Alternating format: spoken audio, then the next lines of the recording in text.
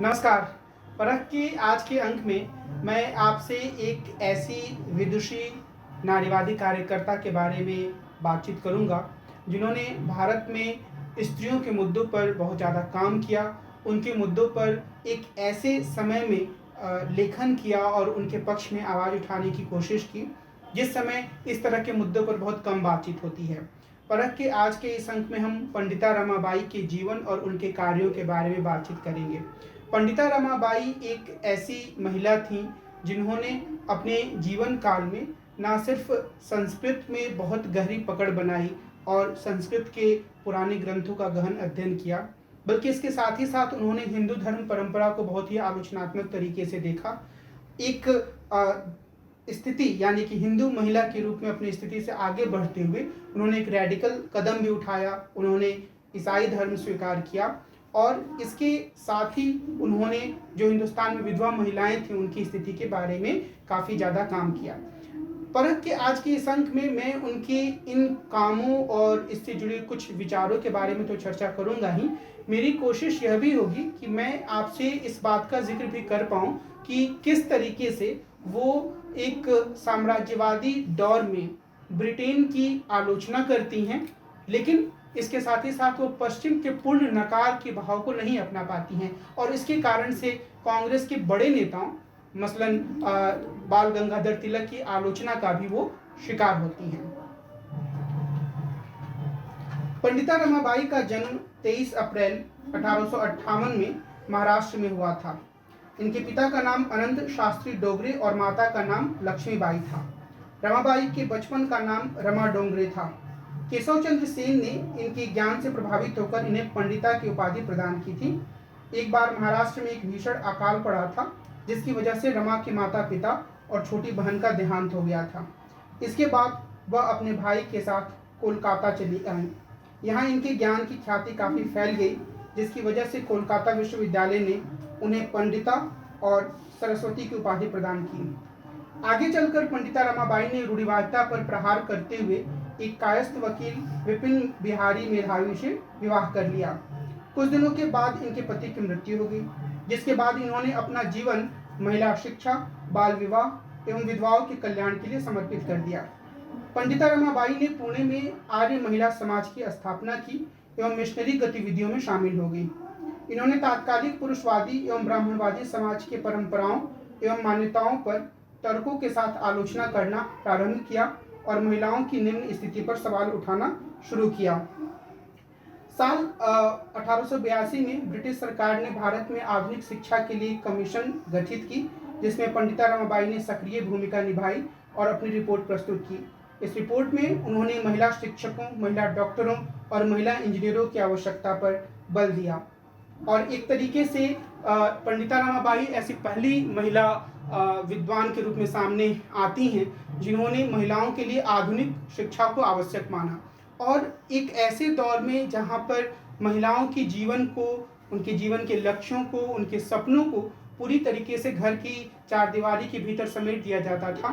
पंडिता रमाबाई एक ऐसी महिला कार्यकर्ता के रूप में सामने आई जिन्होंने इन सबसे अलग हटकर महिलाओं को आधुनिक शिक्षा उपलब्ध कराने और उस शिक्षा के माध्यम से जो भी एक नए तरह के पेशे उभर कर सामने आ रहे थे, जो समाज के लिए और महिलाओं के लिए आवश्यक थे, उसमें उनकी भूमिका को सुनिश्चित करने पर जोर दिया।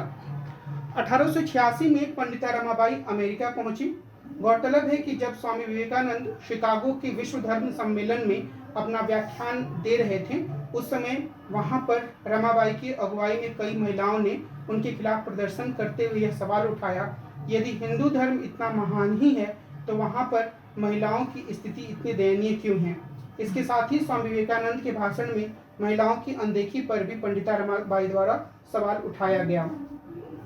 स्वामी विवेकानंद और पंडिता रमाबाई के बीच कई बिंदुओं पर मतभेद थे, हालांकि दोनों तात्कालिक मुद्दों पर अपने विचारों को लेकर बिल्कुल स्पष्ट थे। जहां स्वामी विवेकानंद धर्म की तार्किक व्याख्या कर रहे थे, वहीं पंडिता रमाबाई महिला अधिकारों की वकालत कर रही थी। ब्रिटिश सरकार ने 1921 में पंडिता रमाबाई को कैसर हिंद की उपाधि से सम्मानित किया। पंडिता रमाबाई का आखिरी वक्त कष्टों में गुजरा। 1921 में उनकी इकलौती पुत्री मनोरमा का 40 वर्षीय आयु में देहांत हो गया और 1922 में पंडिता रमाबाई का देहांत हुआ। इनके जीवन के संघर्ष को देखते हुए शुक्र ग्रह के एक क्रेटर का नाम रमाबाई मेधावी रखा गया। इसी के साथ यूरोपियन चर्च द्वारा 5 अप्रैल को उनकी याद में फीस्ट डे मनाया जाता है। भारत सरकार द्वारा 1989 में रमाबाई की स्मृति में एक डाक टिकट जारी किया गया। रमाबाई की जो प्रमुख पुस्तकें हैं उसमें स्त्री धर्म नीति है जो 1882 में प्रकाशित हुई, क्राई ऑफ इंडियन वुमेन से जो 1883 में प्रकाशित हुई, और सबसे प्रसिद्ध पुस्तक हाई कास्ट हिंदू वुमेन है जो 1887 में प्रकाशित हुई थी। रमाबाई की जो पहली पुस्तक थी स्त्री धर्म नीति वह 1882 में प्रकाशित हुई थी, और एक तरीके से इसमें रमाबाई ने स्त्रियों की शिक्षा पर जोर दिया, उन्हें आत्मनिर्भर बनाने पर जोर दिया, पर यह एक सीमित अवधारणा प्रस्तुत करती है स्त्रियों की मुक्ति की, इस लिहाज से कि पंडिता रमाबाई ने अपनी इस पुस्तक के माध्यम से स्त्रियों के सामने यह लक्ष्य रखा कि वे खुद को एक बेहतर पत्नी और एक बेहतर माँ बनने के लिए तैयार करें। वे खुद को इस तरीके से तैयार करें कि वे खुद के लिए एक अच्छा पति तलाश पाएं या यह तय कर पाएं कि उनके लिए एक अच्छा पति कैसा होना चाहिए, वे इस तरह की समझ बना पाएं। तो घर के भीतर महिलाओं की कैसी भूमिका अच्छी हो सकती है, उसमें वो किस तरीके से समानता हासिल कर सकती हैं, यह इस पुस्तक में प्रमुख रूप से उभर कर सामने आया। इसके बाद पंडिता रमाबाई ने इस पुस्तक में सीता सावित्री को आदर्श मॉडल के रूप में प्रस्तुत किया। निश्चित रूप से इस पुस्तक में उनका नारीवाद आदर्श परिवार के भीतर महिला को आदर्श पत्नी और मां बनने की सीख देता है। वे महिलाओं को अपने पसंद से विवाह करने और देरी से विवाह करने का सुझाव अवश्य देती हैं, किंतु पूरी तरह से परिवार, विवाह और महिलाओं को नैतिकता का पाठ पढ़ाने तक सीमित यह पुस्तक एक अत्यंत सीमित नारीवादी दृष्टि प्रस्तुत करती है। रमाबाई एक विधवा गृह की स्थापना करना चाहती थी, लेकिन पुणे के रूढ़िवादी समाज में उन्हें कोई खास समर्थन नहीं मिला, इसलिए वे इस सिलसिले में मदद पाने के लिए ब्रिटेन चली गईं। यहाँ वे बम्बई प्रेसिडेंसी के पूर्व गवर्नर बर्टले फ्रेरे से मिली। उन्होंने उनसे मदद के लिए अपील करने हेतु मूल रूप से मराठी में एक दस्तावेज तैयार किया जो क्राई ऑफ इंडियन वुमेन शीर्षक से 1883 में प्रकाशित हुआ। इस पर ताराबाई शिंदे, आनंदीबाई जोशी जैसी आरंभिक नारीवादियों का प्रभाव था। इसमें उन्होंने महिलाओं को शिक्षा देने को सभी समस्याओं के समाधान के रूप में प्रस्तुत किया। उन्हें यह उम्मीद थी कि महिलाएं शिक्षित होकर ब्राह्मणवाद को नकार देंगी और पवित्र साहित्य के भ्रम से बाहर निकलेंगी। उल्लेखनीय है कि 1882 के एजुकेशन कमीशन के सम्मुख दिए गए अपने बयान में भी उन्होंने लड़कियों के लिए शिक्षकों और स्कूलों की मांग की थी, और आगे चलकर उन्होंने उच्च जाति की विधवा महिलाओं के मुद्दे को काफ़ी प्रमुखता से उठाया। रमाबाई ने आरंभ से ही महिलाओं की स्थिति को सुधारने का प्रयास किया। संस्कृत की एक विदुषी के रूप में उन्हें संस्कृत के अंतर्विरोध बहुत ही साफ तरीके से दिखते थे। उन्होंने जाति व्यवस्था के तत्कालीन स्वरूप को वेदों और उपनिषदों के माध्यम से खारिज किया। इसके लिए उन्होंने कर्म के आधार पर 4 वर्ण होने की बात दोहराई। धीरे धीरे वे इन ग्रंथों के मोह से दूर होती गईं। उन्होंने मनुस्मृति की आलोचना की। वह मानती थीं कि महिलाओं के बहिष्करण और दमन के लिए मुख्य रूप से यही ग्रंथ जिम्मेदार हैं। उन्हें यह एहसास हो गया कि संस्कृत की पवित्र पुस्तकों में महिलाओं के बारे में निंदनीय विचार दर्ज हैं। उन्होंने यह कहा कि धर्म पुरुषों और महिलाओं के लिए अलग अलग रूपों में सामने आता है और इसमें महिलाओं को खुद को परिवार तक सीमित रखने पर और अपने पतियों को ईश्वर मानने की अपेक्षा की जाती है। जब वे इंग्लैंड में थी तो 1883 में उन्होंने ईसाई धर्म को अपना लिया। विधवा सदन की स्थापना के लक्ष्य को लेकर वे 1886 में अमेरिका चली गईं और वहां वे 3 वर्षों तक रहीं। वहीं 1887 में उनकी सुप्रसिद्ध पुस्तक हाई कास्ट हिंदू वुमेन प्रकाशित हुई। इसमें उन्होंने उच्च जाति की हिंदू परिवारों की महिलाओं पर पितृसत्ता के नियंत्रण का वर्णन किया। इस पुस्तक में उन्होंने इस बात पर भी बल दिया कि निम्न जाति की महिलाओं की स्थिति उच्च जाति की महिलाओं से अच्छी होती है, वे आत्मनिर्भर होती हैं और उनके पास ज़्यादा आज़ादी होती है। इस पुस्तक में पंडिता रमाबाई महिलाओं के बचपन, उनकी युवावस्था और उनके वृद्धावस्था का वर्णन करती हैं, और यह वर्णन करते हुए वे यह बताती हैं कि किस तरीके से जीवन के हर मोड़ पर वे अलग अलग तरीके से दमन का शिकार होती हैं। पंडिता रमाबाई का मानना था कि बच्चे की देखभाल तथा उसके प्रजनन का बोझ किसी देश में महिला के ऊपर इतना नहीं लादा जाता जितना कि भारत में लादा जाता है। अधिकतर मामलों में पत्नी अपने पति को लुभाने के लिए पुत्र के जन्म की इच्छा रखती है। गरीब से गरीब तथा अमीर से अमीर परिवार की महिला भी अधिकांशतः ऐसा ही विचार रखती है। बहुत सी महिलाओं ने स्वयं यह दुखद दास्तान सुनाई है, जिन्होंने पुत्री के जन्म के कारण या कोई संतान न होने के कारण पति का प्यार खो दिया। रमाबाई अंधविश्वास पर प्रकाश डालते हुए कहती हैं कि अंधविश्वासी औरतें तो बच्चा पैदा होने से पहले ये कोशिश करती हैं कि लड़की की जगह लड़का पैदा हो। पुत्र प्राप्ति के लिए अधिकांश माताएं प्रार्थना करती हैं तथा नियमित रूप से जड़ी बूटियां खाती हैं, पेड़ों तथा पुत्र प्रदान करने वाले भगवानों की पूजा करती हैं। ऐसा भी देखा जाता है कि कुछ माताएं गर्भावस्था के तीसरे या चौथे महीने में गर्भाशय में पल रही संतान को पुत्री से पुत्र में बदलने के लिए संस्कार भी करती हैं। इतना सब होने पर भी लड़कियां हिंदू के घर में पैदा हो जाती हैं या प्रकृति के खिलाफ पैदा हो जाती हैं। एक या ज़्यादा लड़के पैदा होने के बाद लड़की के पैदा होने पर उसका स्वागत किया जाता है, अन्यथा नहीं। इस परिस्थिति में जिन माताओं को बहुत दिनों तक लड़की पैदा होती है तथा उसके पैदा होने के बाद दोनों अभिभावक लड़की से बहुत प्यार करते हैं, लेकिन ये क्रूर रिवाज अभिभावकों को पत्थर दिल बना देते हैं।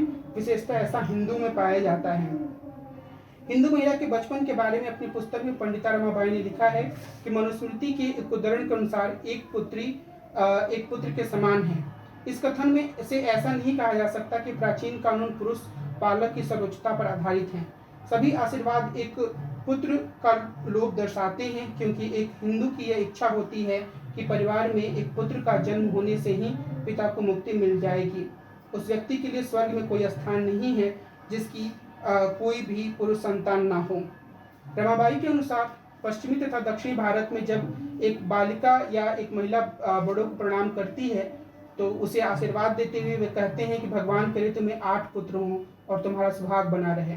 इससे पता चलता है कि पुत्री को प्राप्त करने की किसी की भी इच्छा नहीं, उन्हें तो किसी और की संपत्ति माना जाता है। एक पुत्री का अपने अभिभावकों की वृद्धावस्था में कोई भी महत्व नहीं समझा जाता। यदि दुर्भाग्य से कोई पत्नी केवल पुत्रियों को जन्म दे तो मनु का आदेश है कि उसके पति को किसी अन्य महिला से संबंध बना लेना चाहिए। और इसी तरीके से वे आगे बढ़ते हुए महिलाओं की वैवाहिक जीवन का अवलोकन करती हैं। रमाबाई हिंदू महिला के वैवाहिक जीवन के संबंध में कहती हैं कि मनुस्मृति के अनुसार एक उच्च जाति की लड़की को विवाह योग्य न्यूनतम आयु 8 वर्ष है और अधिकतम 12 वर्ष है। यदि माता पिता इस बीच अपनी पुत्री का विवाह नहीं करते तो वे स्वर्ग प्राप्त करने से वंचित रह जाएंगे। रमाबाई ने कहा कि इस कारण हिंदू में बाल विवाह की प्रथा थी। उनका विवाह 5 से 11 वर्ष में कर दिया जाता था, जब उन्हें विवाह की कोई समझ नहीं होती थी। उत्तरी भारत में आमतौर पर परिवारों में एक नाई रखा जाता है जो लड़कों और लड़कियों के लिए विवाह का चयन करता है। इन सभी पहलुओं का वर्णन करते हुए रमाबाई ने हिंदू धर्म में विवाह की भी आलोचना की। हिंदू रीति रिवाज में विवाह केवल एक संस्कार है जिसमें कुछ वैदिक मंत्रों का उच्चारण किया जाता है और केवल उन पुरुषों का परिचय दिया जाता है जिससे लड़की शादी कर रही है। इस तरह लड़की शादी के बाद पति की संपत्ति बन जाती है। यही नहीं, शादी के बाद उसे लड़की का गोत्र या नाम अपनाना पड़ता है। भारत के कुछ हिस्सों में शादी के बाद लड़की को उस नाम से भी जाना या से नहीं बुलाया जाता है जो उसके माता पिता उसे देते हैं। और वो ये कहती हैं पंडिता रमाबाई की विधवा का जीवन जो भारत में है वो एक सजा के रूप में है और उस सजा में जो महिला होती है वो पूरी तरीके से एक अर्ध मनुष्य तक में तब्दील हो जाती है। सजा अपराध के हिसाब से ज़्यादा या कम भी हो सकती है। पति का कहना ना मानने पर मानना एक अपराध है जिसकी सजा वैधव्य के रूप में मिलेगी, ऐसा हिंदू धर्म में माना जाता है। यदि विधवा लड़की की माँ है तो उसकी स्थिति अधिक दयनीय नहीं होती, यद्यपि उसे पापी समझा जाता है। बूढ़ी विधवा को एक युवा विधवा से कम उत्पीड़न सहने पड़ते हैं। और इस संदर्भ में वो विष्णु पुराण का उदाहरण देती है जिसमें लिखा गया है कि पति की मृत्यु के बाद महिला या तो सदाचारी बने या पति की चिता पर बैठ जाए। बाद में इसी नियम ने सती प्रथा का रूप धारण कर लिया क्योंकि यही स्कूलों में पढ़ाया जाने लगा था। दक्कन के ब्राह्मणों में भी विधवाओं के सिर मुंडवा दिए जाते थे।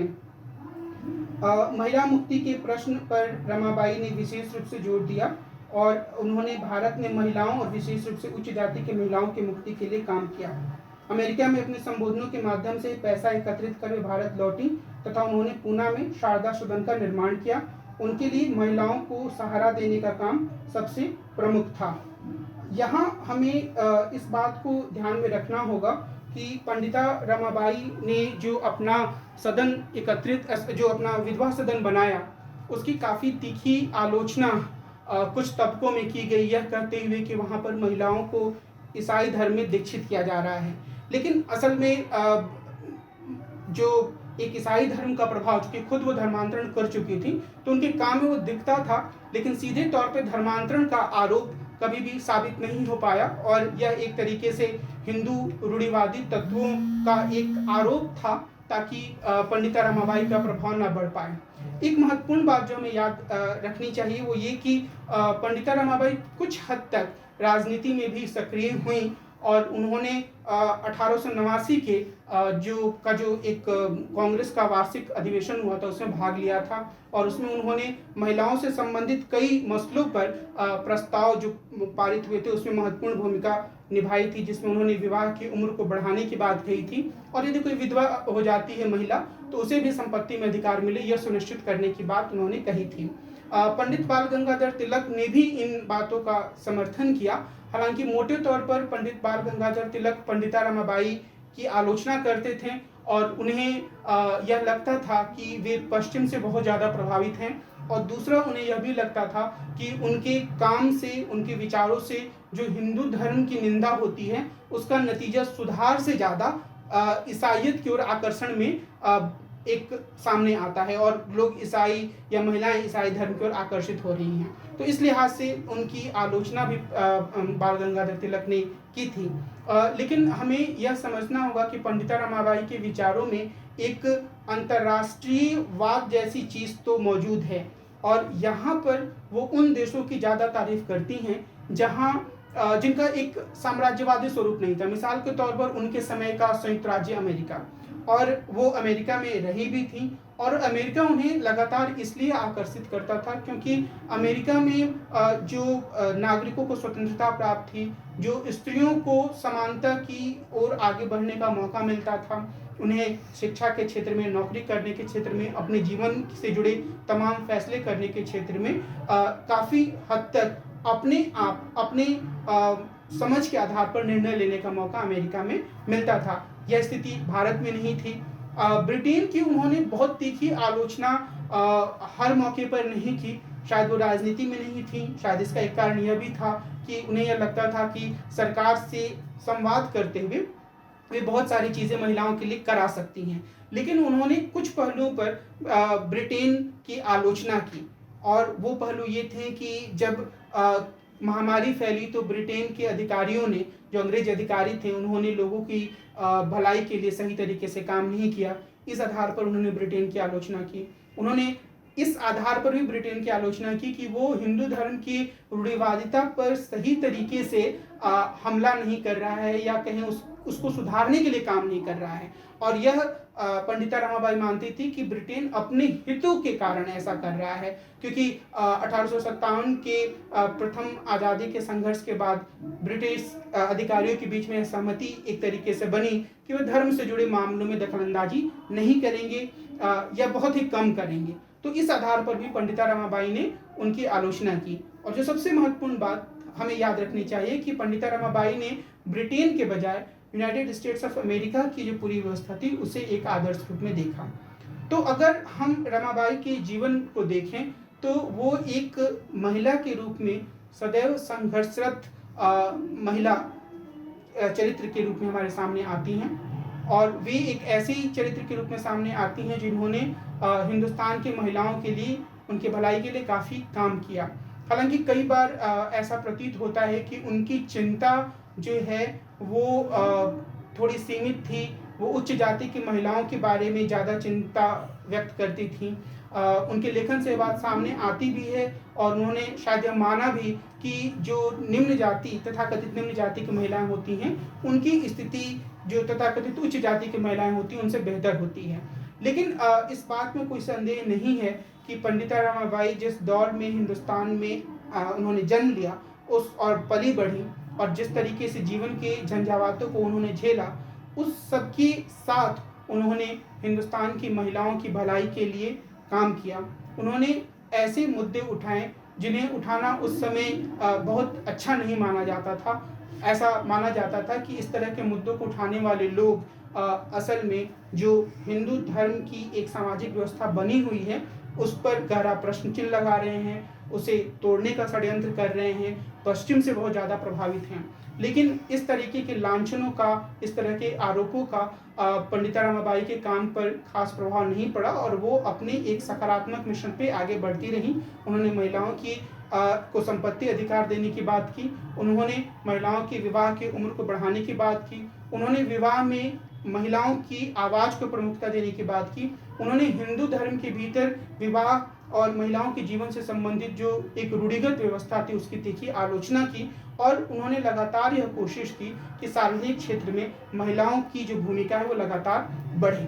तो इस लिहाज से वो अपने समय से एक आगे की नारीवादी के रूप में सामने आती हैं। और हमें यह भी याद रखना होगा कि जिस तरीके से पंडिता रमाबाई ने अपने विचारों को व्यक्त किया उसमें कुछ विचारों में हमें सीमाएं उस समय के हिसाब से या अपने समय के हिसाब से लग सकती हैं, लेकिन उस समय के हिसाब से वो विचार काफ़ी रेडिकल थे। तो इस लिहाज से हमें उनका मूल्यांकन करना चाहिए और मुझे यह लगता है कि भारत के इतिहास में, भारतीय नारीवाद के इतिहास में पंडिता रमाबाई एक बहुत ही महत्वपूर्ण हस्ताक्षर के रूप में दर्ज हैं और भविष्य में भी वो बहुत सी पीढ़ियों को अपने काम से प्रेरणा देती रहेंगी। परंतु कि आज के इस अंक में मैं यही विराम लेता हूँ। अगले अंक में हम मिलेंगे और एक अन्य मुद्दे पर चर्चा करेंगे। नमस्कार।